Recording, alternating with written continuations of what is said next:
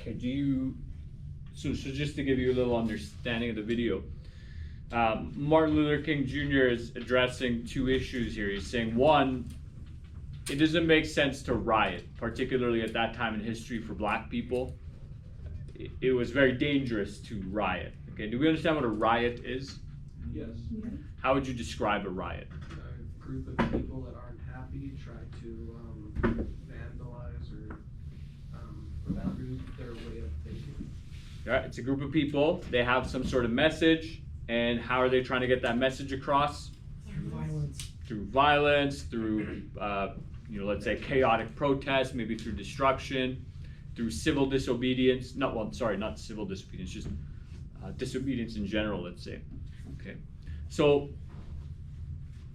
during the civil rights movements in the 1950s and 1960s in America,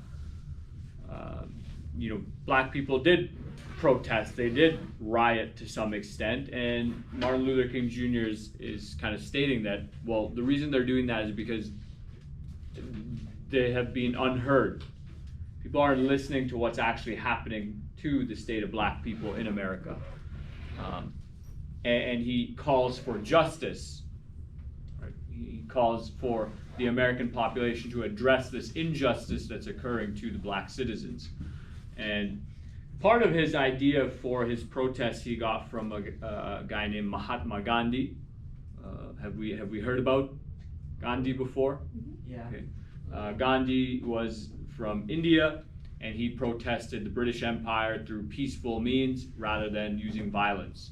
Now, Martin Luther King Jr. himself was Christian, and so he wanted to, incorporate these ideas of, well, how do you protest against an unjust system, but how do you do it without being violent, without, using violence and destruction to get your point across? Right? Because as he stated, that just simply won't help. And so, to give you some context to why he believed it wouldn't help to be violent is because, and this kind of relates to the relationship he had with Malcolm X, that a lot of times when black people would come out and demonstrate during that time in American history, what do you think the response was from the city officials or the police? We probably not like it. Probably didn't like it. Can we get more specific? What do you think they did? How do you think they responded? Kill them. Some people died. Some people probably got shot. There was probably some deaths, right? But fortunately, even back then, America wasn't like a full-on dictatorship. They didn't just open fire. But what do you think they would have done within reasonable means? Arrest them.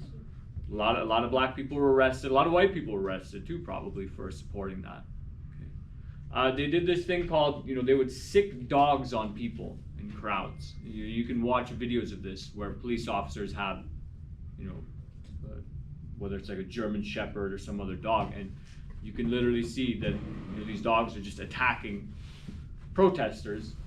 Again, people who are fighting for the right to be recognized as equals, and addressing the injustice of, hey, I had nothing to do with the fact that I was born with this skin color, but you choose to treat me differently over it.